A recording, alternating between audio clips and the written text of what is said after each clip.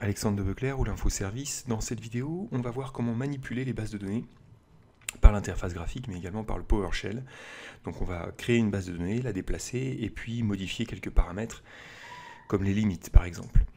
Alors, dans l'interface graphique, c'est très simple. Il suffit dans le menu de gauche de se rendre dans Serveur, et ensuite dans Base de données. Ici, on voit déjà que dans base de données, on a une base de données qui existe, qui a été créée lors de l'installation d'Exchange. Donc si on va voir ces paramètres, on pourra voir notamment donc son nom, on va pouvoir voir le chemin d'accès du fichier de base de données. Donc tout ça, on a vu dans la vidéo précédente comment ça fonctionnait, hein, les fichiers EDB, les fichiers log, etc. Là, on voit donc sur quel serveur la base de données est hébergée. Et puis, on a quelques autres informations, comme la maintenance, donc dans laquelle on va pouvoir définir un destinataire du journal, on va pouvoir planifier la maintenance comme on le souhaite, et puis définir comment se comporte la base de données au démarrage. Ensuite, on a les limites, c'est ça qu'on ira modifier tout à l'heure, et puis donc les paramètres clients qui sont en rapport avec le carnet d'adresses en mode hors connexion. Alors, donc pour créer une nouvelle base de données, c'est très simple. Il suffit simplement de cliquer ici sur le plus, et on va remplir les informations qui nous sont demandées. Alors, il y a plusieurs raisons de créer une base de données. J'en vois comme ça, j'en vois deux très facilement. La première, c'est répartir les bases de données en fonction des services. On pourra avoir un service direction dans lequel on va mettre toutes les boîtes aux lettres des membres de la direction, une base de données commerciale par exemple dans laquelle on va mettre tous les commerciaux, les boîtes aux lettres des commerciaux, et une boîte aux lettres technicien par exemple. Voilà. On pourrait également répartir géographiquement les choses, c'est-à-dire que si on a des utilisateurs à Lyon, on va créer une base de données de Lyon, des utilisateurs à Paris, on va créer une base de données à Paris, etc. Ce qui va nous permettre comme ça de planifier nos travaux de sauvegarde. Et voilà, on va pouvoir jouer là-dessus. Donc ici, je vais prendre un exemple, on va créer une base de données qui s'appelle direction. On va lui affecter un serveur, puisqu'une base de données est rattachée à un serveur. Donc là, j'en ai qu'un, ça tombe bien. Et là, on nous demande, ici, on nous dit quel va être le chemin pour aller héberger notre base de données direction. Alors moi, j'ai créé un dossier. Alors évidemment, si j'avais eu plusieurs lecteurs de disque dur, j'aurais mis une base de données sur autre chose que le lecteur C. Et également, j'aurais mis les logs sur un autre disque dur spécifique pour les logs. Mais bon, là, on est dans une configuration de test. Donc, on va faire simple. Donc là, hop, je vais déplacer mes informations ici. Et puis là, je vais mettre les logs dans un sous-répertoire qui s'appelle log. Alors vous remarquerez que là je spécifie le fichier de base de données, par contre les fichiers le chemin d'accès des logs, je ne spécifie qu'un répertoire. Là on a la case à cocher, monter cette base de données, donc c'est parfait. Normalement on va recevoir un warning qui va nous demander en fait de redémarrer le service messagerie Exchange Information Store, donc le banque d'informations, le service banque d'informations. Donc c'était normalement c'est pas absolument nécessaire de le faire, mais bon, puisque Microsoft le demande, on va quand même le faire. Voilà, on a l'avertissement ici. Donc redémarrer le service. Donc, ok, on voit de toute façon que la base de données est montée, même si quand on rafraîchit, on voit que les informations n'ont pas changé. Donc, mais dans le doute, on va quand même faire ce qu'il nous demande, c'est-à-dire qu'on va aller dans la console service.msc et on va redémarrer banque d'informations Microsoft Exchange.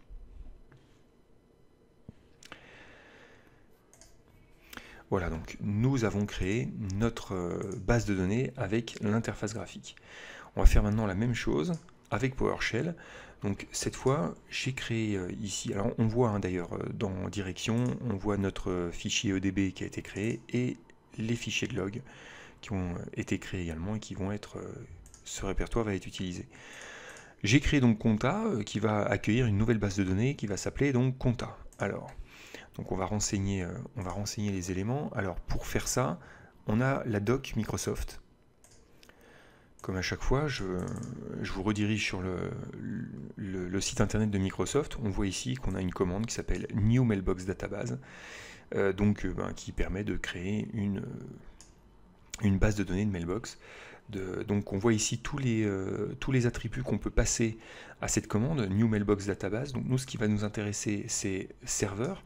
C'est alors déjà name, évidemment, on va donner un nom à cette base de données, le serveur, c'est-à-dire à quel serveur on rattache cette base de données, et puis ensuite on va spécifier le fichier edb-filepath, donc là on va indiquer le chemin d'accès, et on aura également ce qui va nous intéresser, voilà, c'est ça, c'est log folder path qui va nous permettre d'indiquer quel est le chemin d'accès des logs. Donc je ne vais pas me filmer en train de taper des lignes de commande, je les ai déjà préparées. Donc voilà, new mailbox database, -name, le conta, c'est le nom qu'on va donner sur le serveur SRV mail. On indique ici le chemin d'accès avec le fichier, c'est pas simplement le chemin, on indique également le fichier de base de données, et là on indique le chemin qui va héberger les logs. On va faire entrer, et notre base de données est en train d'être créée. Voilà, donc il nous dit qu'il faut redémarrer le service. On va rafraîchir ici, vous allez remarquer une chose, c'est que notre base de données ici, elle est démontée. Parce que quand on crée une base de données en ligne de commande, les bases de données sont démontées, elles ne sont pas montées par défaut. Donc là, on va simplement monter la base de données avec la commande mount-database, et on va indiquer laquelle on veut monter, c'est le conta, puisque c'est la seule qui est dans cet état. Alors évidemment, j'aurais pu d'abord redémarrer le service, ça a été un petit peu plus judicieux, mais vous voyez que ça marche quand même. Voilà, donc nous avons vu comment créer une base de données en interface graphique et en PowerShell. Maintenant, ce qu'on va faire, on va déplacer. On pourra vouloir déplacer ces bases de données. C'est pareil, il y a plein de raisons pour lesquelles on peut vouloir déplacer une base de données. Par exemple, parce que le disque dur sur lequel la base de données est stockée commence à manquer d'espace. Donc à ce moment-là, on va déplacer cette base de données sur un autre disque dur avec un peu plus d'espace. On pourrait également souhaiter déplacer ça parce que... ça ne me vient pas comme ça, mais il y a plein d'autres raisons qui permettent de le faire. Donc pour ça, on a une commande qui permet de lancer ce déplacement, c'est move database path. Donc ici, on va indiquer l'ID, hein, donc c'est l'ID de la base de données qu'il va falloir passer. On va indiquer ici le fichier de base de données, le chemin du fichier de base de données, et ici également, encore une fois, le chemin des logs. Alors, hop, on va faire ça.